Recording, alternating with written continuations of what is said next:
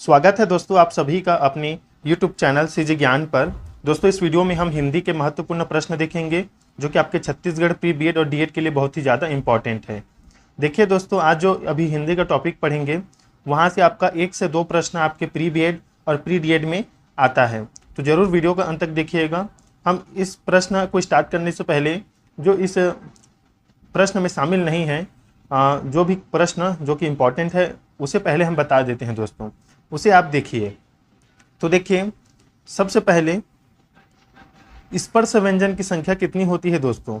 कुल व्यंजन कितने होते हैं हमारी हिंदी वर्णमाला में? तो देखिए 33 होते हैं। 33 होते हैं कुल व्यंजन की संख्या हिंदी वर्णमाला में।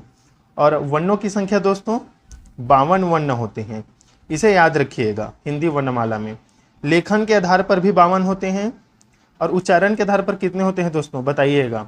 45 होते हैं कि 46 होते हैं? मोस्ट इंपॉर्टेंट है, कमेंट कीजिएगा। लेखन के आधार पर तो 52 होते हैं वर्ण, और उच्चारण के आधार पर कितने होते हैं जरूर बताइएगा। देखिए, हमने बताया कुल 33 व्यंजन दोस्तों, याद रखिएगा। हिंदी वर्णमाला में 25 जो है स्पर्श व्यंजन होता है, इसे याद रखिएगा। स्पर्श व्यंजन दोस्तों 25 होता है, कॉपी में नोट करते चलिएगा, मोस्ट इंपॉर्टेंट है। स्पर्श व्यंजन हो गया 25 और आगत व्यंजन 2 होता है दोस्तों।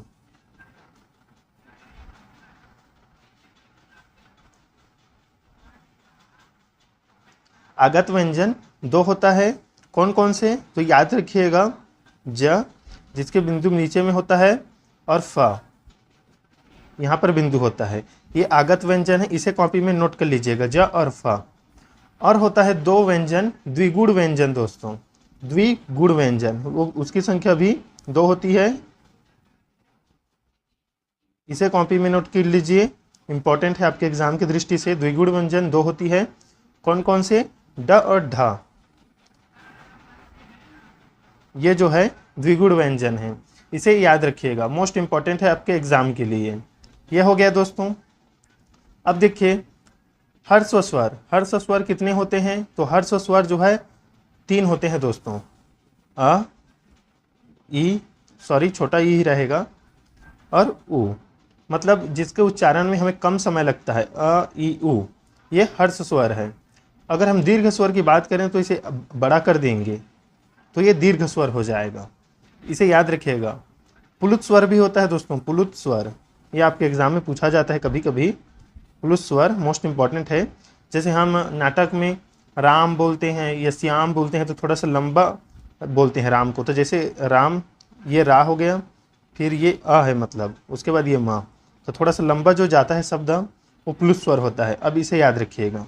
चलिए प्रश्न पे आ जाते हैं दोस्तों। अब देखिए, मैं आपको सीधा आंसर बताऊंगा ऑप्शन पढ़कर। भाषा की सबसे छोटी इकाई कौन सी है दोस्तों? शब्द, व्यंजन, स्वर या वर्ण? तो देखिए, भाषा की सबसे छोटी इकाई ध्वनि या वर्ण है। ऑप्शन डी इसका राइट आंसर होगा। जो पढ़ चुके हैं उनके लिए प्रैक्टिस है, और जो नहीं पढ़े हैं वो ध्यान दीजिए दोस्तों। भाषा की सबसे छोटी इकाई ध्वनि या वर्ण, ऑप्शन डी सही उत्तर होगा। वर्णमाला कहते हैं दोस्तों, किसे कहते हैं? तो देखिए, वर्णों के व्यवस्थित समूह को ही वर्णमाला कहा जाता है, इसे याद रखिएगा। हम लास्ट में दोस्तों एक टेबल बताएंगे जिसमें एक महत्वपूर्ण जो है आपके वर्णमाला से प्रश्न आता है, उसे देखिएगा। निम्न में कंठ ध्वनियाँ कौन सी है? कंठ ध्वनि दोस्तों मतलब जो हमारे कंठ से उत्पन्न होती है। तो क और ख, जब हम इसका उच्चारण करते हैं क और ख का, तो इसका उच्चारण कंठ से होता है दोस्तों, तो कंठ ध्वनि है क और ख, याद रखिएगा। चौथा प्रश्न देखिए, स्थान के आधार पर बताइए कि मूर्धन्य व्यंजन कौन से हैं? मूर्धन्य दोस्तों ड और ढ जो है मूर्धन्य है। ये मूर्धन्य व्यंजन क्या है, कंठ ध्वनि क्या है, या मूर्धन्य ध्वनि क्या है, हम लास्ट टेबल में बताएंगे आपको, मोस्ट इंपॉर्टेंट है, जरूर देखिएगा। ड और ढ मूर्धन्य व्यंजन है, याद रखिएगा। अल्प प्राण वर्ण कौन सा है? अल्प प्राण वर्ण, जिसके उच्चारण में मतलब कम हवा निकलता है मुंह से। तो देखिए, आ करने से थोड़ा ज़्यादा होता है, इसमें समय भी लगता है। थ फ भ, तो देखिए आ थ ध फ और भ बोलने से हमारे मुंह से ज़्यादा हवा निकलता है, इसलिए ये जो ए है, सी है, डी है, ये महाप्राण है। महाप्राण मतलब मुंह से ज़्यादा हवा निकलता है जो भी शब्द बोलने पर, और कम निकलता है उसे अल्प प्राण बोलते हैं। तो क और ग बी इसका राइट आंसर हो जाएगा। नासिक के व्यंजन दोस्तों, मतलब नाक और मुंह से बोला गया जो व्यंजन है वो, तो य बोलते हैं तो ये नाक से बोला जाता है दोस्तों। तो ऑप्शन बी इसका सही हो जाएगा। ये नासिक के व्यंजन है, याद रखिएगा। मोस्ट इंपॉर्टेंट है दोस्तों ये वीडियो, आपके एग्जाम में प्री बोर्ड और डीएड में यहाँ से प्रश्न आएगा, देख लीजिएगा। ए वर्ण क्या कहलाते हैं?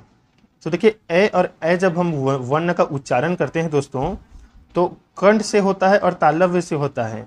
तालव्य क्या है दोस्तों बताइएगा, लास्ट में हम बताएंगे आपको। ये ए और ए कंठ तालव्य से उच्चारण होने वाले जो है वर्ण है या ध्वनि है। हिंदी वर्णमाला में अयोगवाह वर्ण कौन से है दोस्तों? अयोगवाह बताइएगा, अयोगवाह वर्ण कौन से हैं? तो देखिए हिंदी वर्णमाला में अयोगवाह वर्ण कौन से है दोस्तों? तो अंग और आहा। न तो ये स्वर है और न ही व्यंजन, दोनों में इसे सम्मिलित किया जाता है दोस्तों, याद रखिएगा। मोस्ट इंपॉर्टेंट प्रश्न दोस्तों, यदि हिंदी वर्णमाला में स्वरों की संख्या पूछा जाए तो 11 है, और वहीं कुल स्वरों की संख्या पूछा जाए तो 13 है। 13 कैसे में होता है दोस्तों? इसी अंग और आह को जोड़ने से 13 होता है। ये अयोगवाह है। जब कुल कर दिया जाता है, कुल स्वरों की संख्या, तो 13 हो जाता है। और केवल हिंदी में स्वरों की संख्या जो है पूछा जाए तो व्यापम द्वारा 11 आंसर सही लिया जाता है। अगर 11 होगा और 13 होगा तो इसमें आपको डाउट होगा दोस्तों, लेकिन ऐसा नहीं दिया जाता ऑप्शन। 11 आएगा तो 11 को लगाइएगा, 13 आएगा तो 13 को लगाइएगा।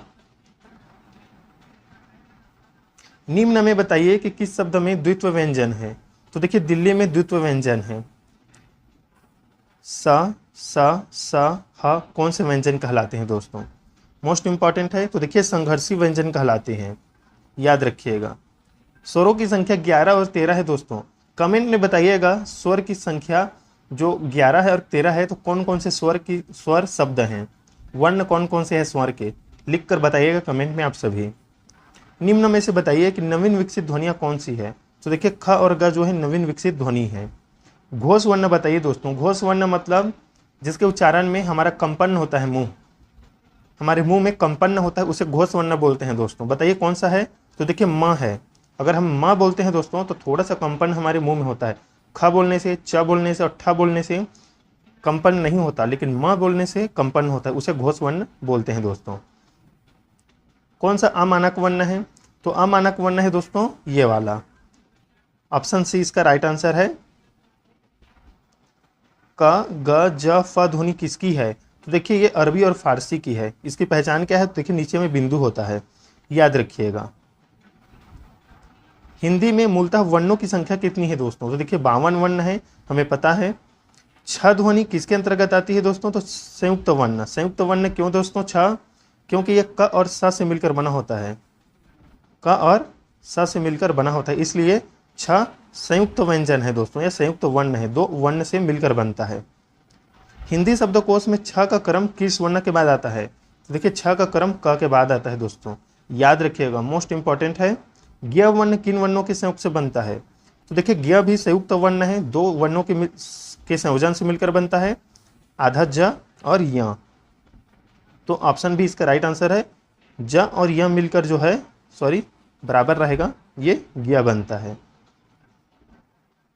अघोष वर्ण कौन सा है जिसमें कंपन नहीं होता? देखिए अ ज ह बोलने से कंपन होता है, स अघोष वर्ण है दोस्तों।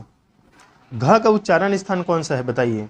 घ का उच्चारण स्थान, तो देखिए क ख ग और घ ये कर्ण से होते हैं इसका उच्चारण, तो ऑप्शन बी इसका राइट आंसर हो जाएगा। हम लास्ट में तालिका में बताएंगे, टेबल में आप स्क्रीनशॉट लीजिएगा, उसका बहुत ही महत्वपूर्ण है। संयुक्त व्यंजन कौन सा है बताइएगा? तो देखिए ज्ञ है, अभी आगे हमने देखा था संयुक्त व्यंजन है, आधा ज और यहाँ से मिलकर बनता है। वर्ण उच्चारण की दृष्टि से दंत नहीं है, मतलब दांत से उच्चारण नहीं होता। तो देखिए त, न और द का उच्चारण दांत से होता है, हमारे ट का उच्चारण नहीं होता है। जिन शब्दों के अंत में आ आता है उन्हें क्या कहते हैं दोस्तों? तो देखिए जिन शब्दों के अंत में आ आता है उसे अकारांत कहते हैं। बताइए कमेंट में कौन सा शब्द है ऐसा जिसके अंत में आ आता है। छ वर्ण किसके योग से बना है? तो क और स से। देखिए यह संयुक्त वर्ण है। हाँ दोस्तों, और संयुक्त वर्ण की संख्या 4 होती है दोस्तों।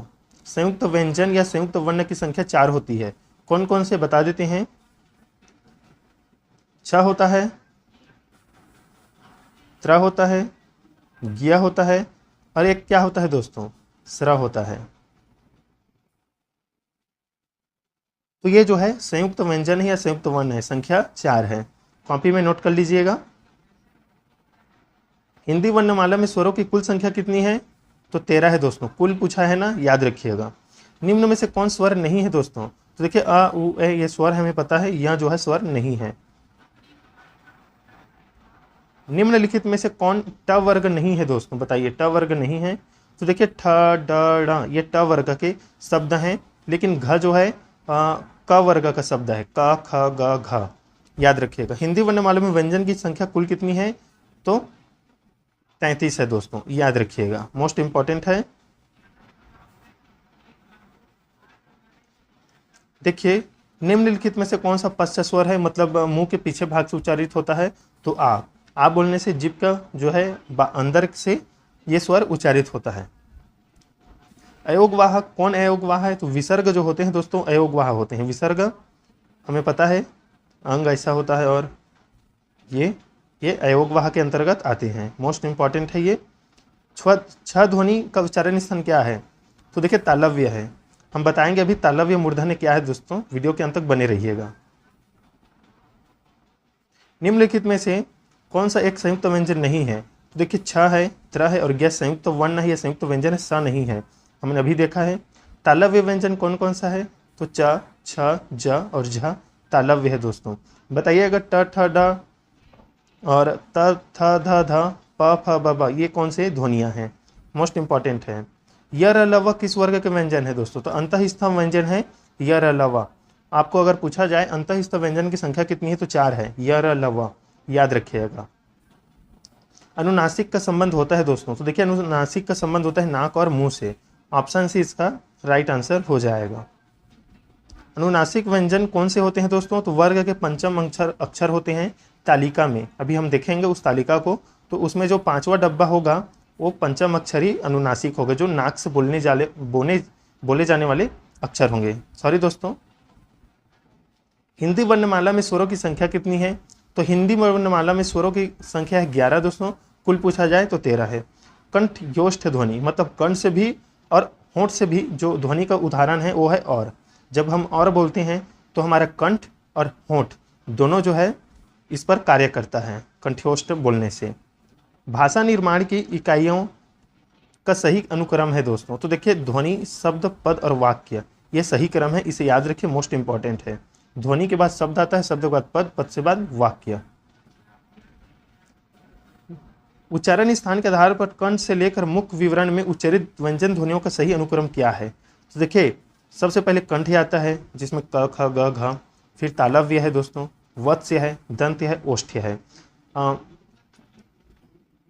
इसे याद रखिएगा। आप आगे के अक्षर को लेकर ट्रिक बना दीजिएगा, जैसे कताव दवो, कताओ दो या कता वद ओ, ये जो है ट्रिक बना दीजिएगा, याद रखिएगा, ये सही क्रम है, मोस्ट इंपॉर्टेंट है। प्रयत्न के आधार पर ल किस प्रकार की ध्वनि है, तो ल पार्श्विक ध्वनि है, याद रखिएगा। ल जो है पार्श्विक ध्वनि है। र क्या है दोस्तों, कमेंट कीजिए, र ध्वनि कैसा है, ये आपके एग्जाम में पूछा जाएगा या पूछा जा सकता है। बताइए र ध्वनि किस प्रकार की ध्वनि है, जैसे ल तो पार्श्विक है, र कैसा है, बताइएगा, मोस्ट इंपॉर्टेंट है, कमेंट कीजिएगा या ढूंढिए। अब देखिए जो हम टेबल की बात कर रहे थे दोस्तों, ये टेबल है, टेबल को ध्यान से देखते चलिएगा। यहाँ पर देखिए ध्यान से, अघोष अघोष सघोष सघोष सघोष, इस तालिका को आपको याद करना है, स्क्रीनशॉट लेते चलिएगा। तो देखिए पहले के 2 हैं अघोष, फिर सघोष सघोष सघोष, याद रखिएगा इसे। फिर है अल्प प्राण महाप्राण, अल्प प्राण महाप्राण, अल्प प्राण नासाक्य, जो नाक से बोला जाता है वर्ण वो है, आप इसको याद रख लीजिएगा ऊपर को ऐसे क्रम में। फिर कंठ ध्वनि है, देखिए कंठ या जो कंठ से उच्चारित होता है तो कौन कौन से हैं, क ख ग घ ड़। ऐसे भी देखना है आपको, ऐसे भी, तो ऐसे में देखिए अघोष है, क अघोष है। अघोष मतलब बोलने पर मुंह में कंपन नहीं होता। अल्प प्राण है, मतलब बोलने पर मुंह से हवा नहीं निकलता। ऐसे देखते चलना है इस खंड को। तो आप इसका स्क्रीनशॉट ले लीजिएगा कौन कौन से अक्षर किस में आते हैं। तालव्य देखिए, तालव्य मतलब दोस्तों मुंह के भीतर के ऊपरी छत का पिछला भाग को हम तालव्य बोलते हैं। मुंह के भीतर के ऊपरी छत का पिछला भाग, तो कौन कौन से अक्षर आते हैं? च, छ, ज, झ, य। आप सेम देखते चलिए, मूर्धन्य भी है जो ऊपरी भाग आता है, छत का अगला भाग दांत है। दांत से कौन कौन सा शब्द उच्चारित होता है? त, थ, द, ध, न। होंठ से प, फ, ब, भ, म। स्क्रीनशॉट ले लीजिए दोस्तों इसका, और इसको याद कर लीजिए दोस्तों, आपके एग्जाम में ये आएगा। तो दोस्तों नेक्स्ट वीडियो में मिलते हैं इंपॉर्टेंट वीडियो के साथ, तब तक के लिए दोस्तों धन्यवाद।